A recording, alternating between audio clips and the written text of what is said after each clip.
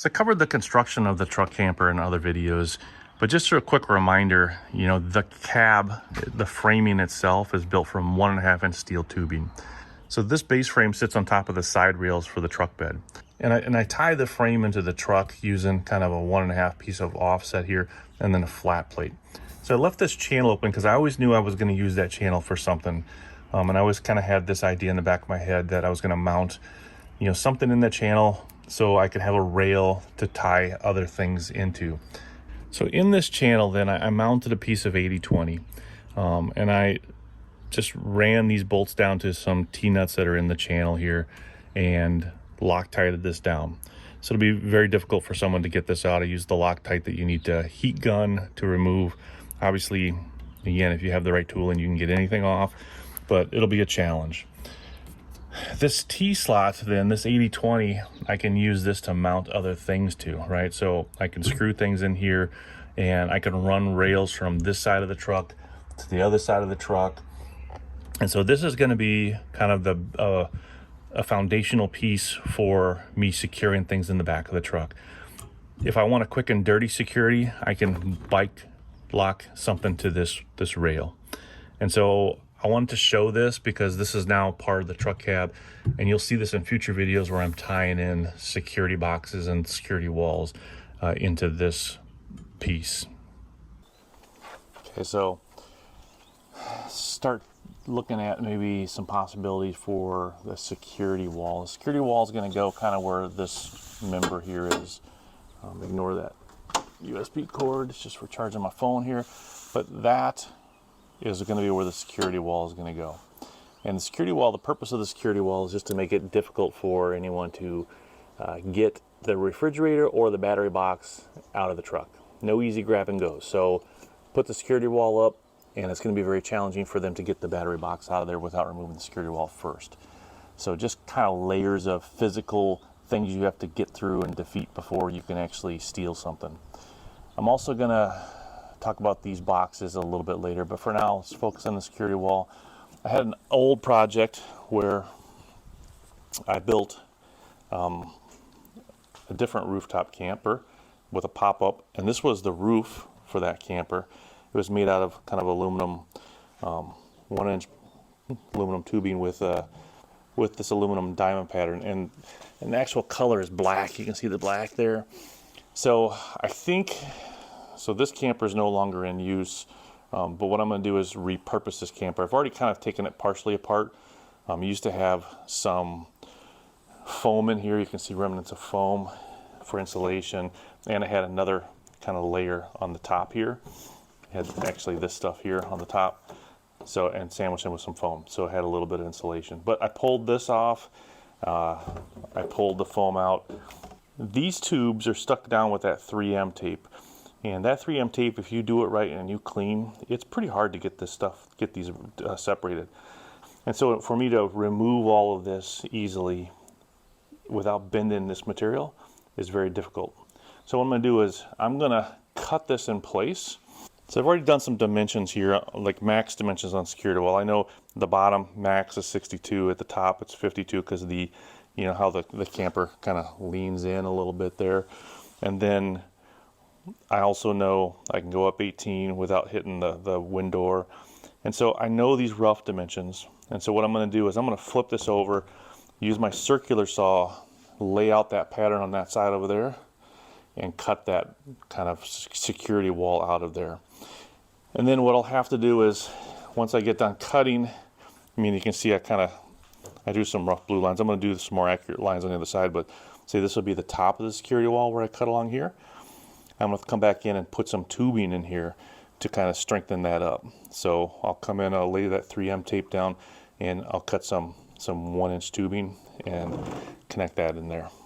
So that's the plan. Let's see if I can reuse this piece and make the security wall from it. Okay, so I flipped this thing over. Now you're seeing the actual surface that's going to be exposed. And you can see this black diamond plate on this side right here. I've set myself up so that I can make this cut. I got the 2 horses there. I got an old dog kennel, and I got the cut line in between those two. So the dog kennel will support the piece that I'm cutting off. I put this home built edge in, so I've clamped this into place. This is 4.5 inches to the cut line, so I measured it off so that we're 32 inches total.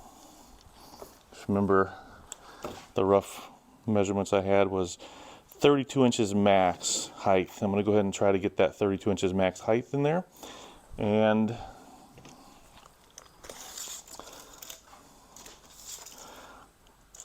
see if we can do this here.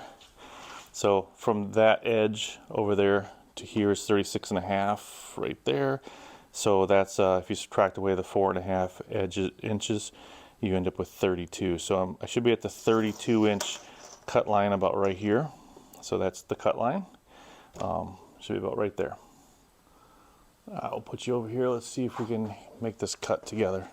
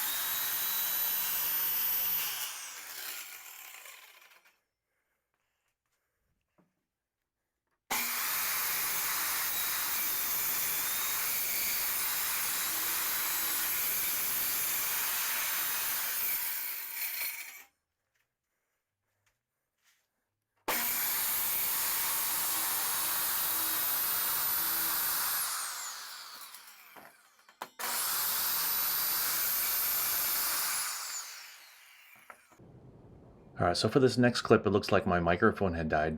But essentially we had already cut the height of the panel, and now we just have to cut the width. So I already know from some previous measurements what that desired width was.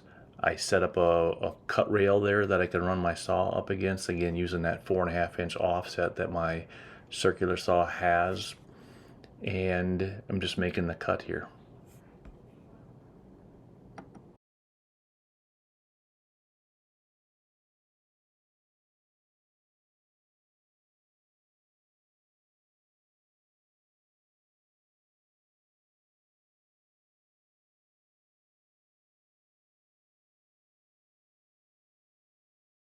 Got the security wall cut to height, we cut it to width.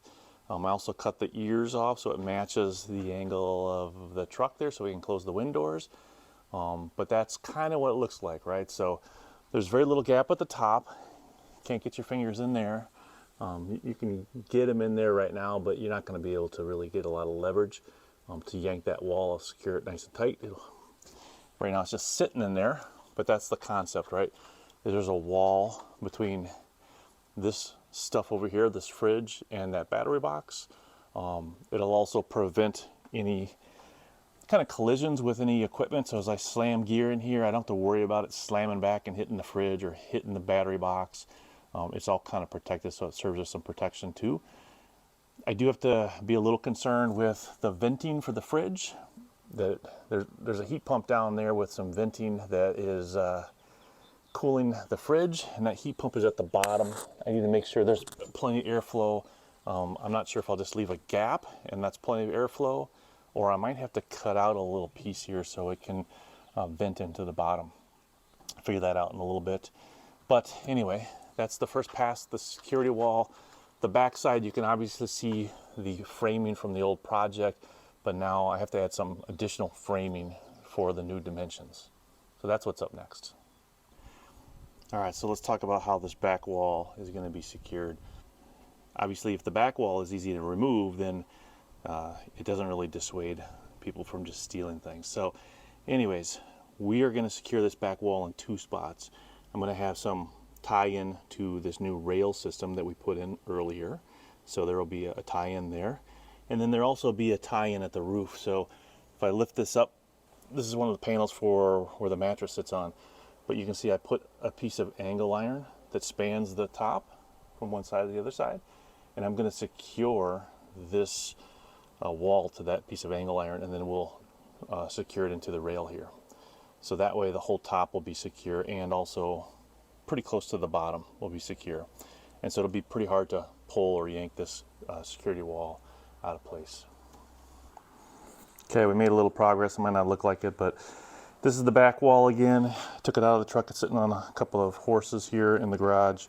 And I've been filling out the framing, right? So we had some framing in there before, and you can see that those are the ones with the 3M tape on there. But I added some new framing. I put some 3M tape underneath this. I did the same thing here on the side. You can see at the very top, I put some framing, some additional framing, and we're about ready to flip this thing back over. I got a couple of side pieces now that I'm going to bolt onto the front. They'll look like that on the front, but this is looking pretty good at this point. I'll probably put some kind of backing on this thing eventually. I'm not sure what that material will be yet, but we'll cover that when I get there.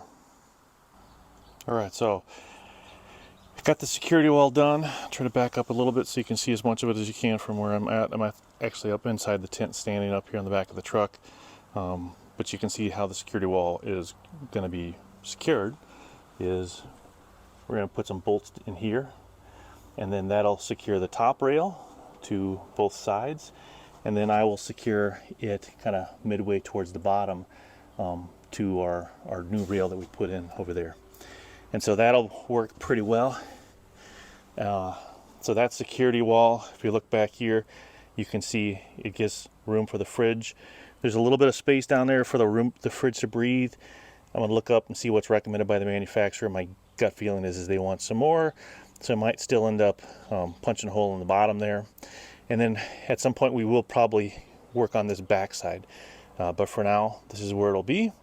And let's see if I can put you here and maybe Let's see. I guess that's okay. So put you there. Kind of weird angle, but anyways, you can. I got the one panel here that goes for the bed. This is the panel that's notched out for the cables. So I'm gonna put this in first. Snake it back behind those cables so they go in that little notch. And then that piece is down, nice and secure. Here is the next bed piece.